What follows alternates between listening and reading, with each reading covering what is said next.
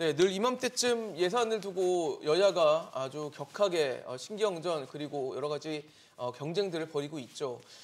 일단 하나씩 좀 체크를 해볼 텐데요. 원전 예산부터 좀 보겠습니다. 더불어민주당이 1,800억 원이 넘는 원전 예산을 삭감했습니다. 원전보다는 재생에너지에 더 투자를 해야 된다라는 건데요. 현 정부는 원전 생태계 복원 또 원전 수출에 역점을 두고 있는 상황에서 이런 예산 삭감이 적지 않은 타격이 될 수도 있다는 지적이 나옵니다. 차 교수님 어떻습니까? 지금 1,800억 원 정도가 삭감이 됐거든요. 만약에 이대로 예산안이 최종 결정이 되면요. 윤 정부가 추진하고 있는 원전 생태계 복원이라든지 수출 이런 데 상당히 차질이 불가피하죠. 그러나 지금 단계에서 이를 이야기하는 것은 지나친 엄살이라는 겁니다. 왜 그러냐? 네. 지금 우리가 예산을 지금 그러니까 심의하는 단계가요. 두 가지가 있는데 첫 번째는 예비심사 단계에서 각 상임위가 소관 예산들을 다룹니다. 그렇죠. 그렇기 때문에 지금 결정된 거는 각 상임위. 그러니까 지금 이제 원전 관련된 뭐 가기나 네, 뭐 산자위, 산자나 예. 이런 데서 아마 지금 그러니까 깎고 원전 예산. 그러니까 원전을 깎고 아니면 또 민주당이 바라는 또 여러 가지 증액도 하고, 뭐 재생 예. 정액을 한 건데 예. 근데 이것은 결국 이대로 가지가 않는다는 것이죠. 이 지금 상임위에서 결정되어서 결국은 예결특위에 전체에 의해서 붙여져서 거기서 그렇죠. 결정이 되기 때문에 근데 통상적으로 말이죠. 그러니까 이 상임위 단계에서는 거의 다 정액이 돼요. 왜냐하면 상당히 그러니까 나름대로 전문성을 갖고 있고 또 하나는 이 각 지역의 또 이 예산을 늘리고 싶어하는 그렇죠. 그런 의원들의 그 기대가 반영돼서 항상 예산이 늘어날 수밖에 없는 상황이거든요. 그러나 지금 예결위로 넘어가면요. 근데 이 정액은 이 지금 헌법상 예. 정부가 동의를 해야 돼요. 그렇죠. 정부가 동의하지 않으면 지금 민주당이 늘려놓은 부분은 통과될 수가 없어요. 자, 그렇다고 한다면 그러면 민주당이 깎은 감액안은 네. 그러면 그 민주당대로 되느냐? 그렇지 않다는 거죠. 왜냐하면 사실은 이 지금 가면 이 민주당이 깎은 예산에 대해서 그럼 정부나 여당이 반대할 거 아니에요. 그렇겠죠. 반대할 경우는 어떻게 되느냐 하면 사실은 지금 우리가 국회 선진화법 2013년에 통과된 국회 선진화법에 의해서 여야가 합의가 되지 않을 경우에 11월 30일까지 합의가 안 되면요. 바로 12월 1일 날 자동적으로 본회의에 예산안이 넘어가요. 근데 그 예산안이 뭐가 넘어가냐면 정부가 제출한 원안이 넘어가요.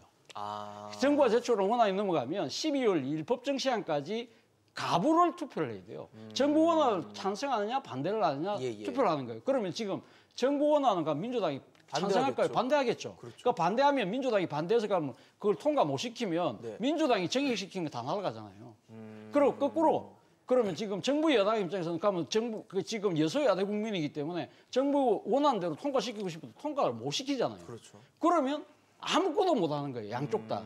그러니까 결국은 양쪽이 타협할 수밖에 없는 뭘 국민이라는 주고 뭘 뭘 또 주고 받고. 뭘 받을 수밖에 없는 상황이기 때문에 예결위 지금 상임위 단계에서 여러 가지 논의됐던 부분들은 거의 일종의 정치적인 블러핑이라고 생각하시면 돼요. 그리고 결국은 이 지금 예결위 전체 이 단계에서 예결위 전체에서 다 하는 것도 아니고요. 그렇죠. 사실은 여야 원내대표가 하고 예결위원장 간사들이 모인 소위 말하는 소소위라고 해서 예. 일종의 밀실에서 그렇죠. 나름대로 주고받고 하는 식으로 결정이 될 거다고 저는 생각합니다.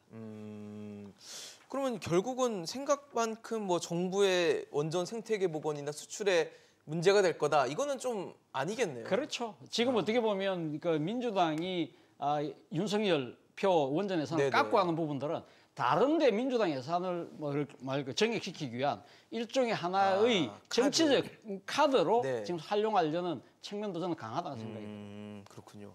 어떻게 보십니까? 뭐 제가 볼 때 이제 지금 기싸움하고 있는 거죠. 제가 예. 핵심적으로 그러니까 지금은 숫자는 중요하지 않은 것 같아요. 이제 방향성에 대한 부분이고요.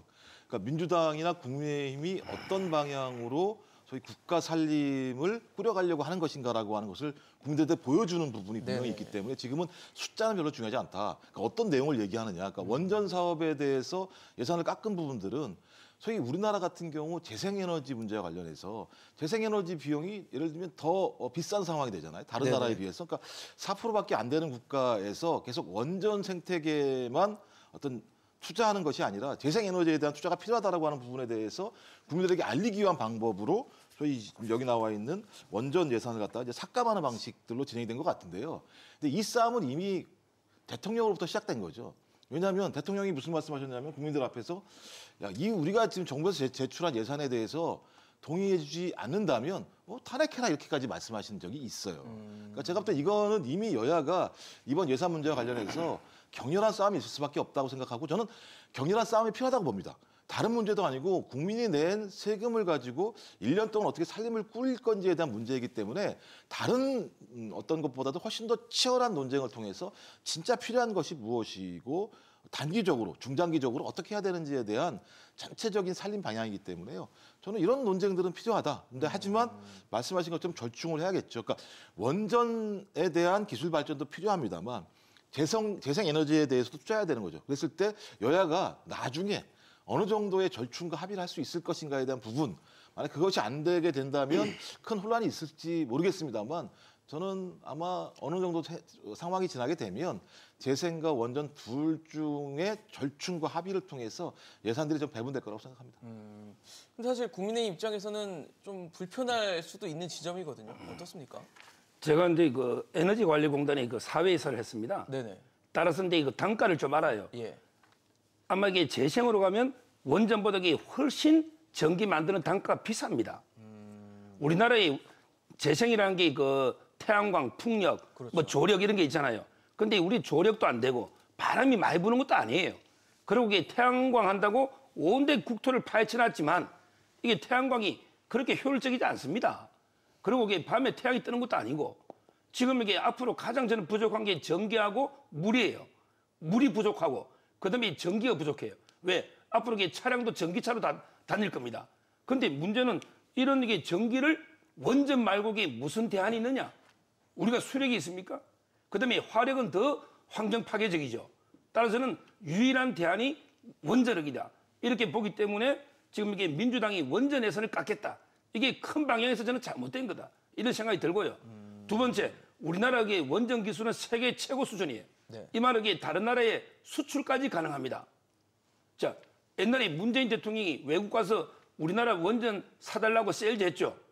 근데 우리나라에서는 탈원전하면 생태계가 파괴되면 나중에 유지보수 수리 이게 됩니까? 국내에서는 탈원전하고 외국 가서는 이게 우리 원전 안전하고 오래 쓰고 좋으니까 사달라.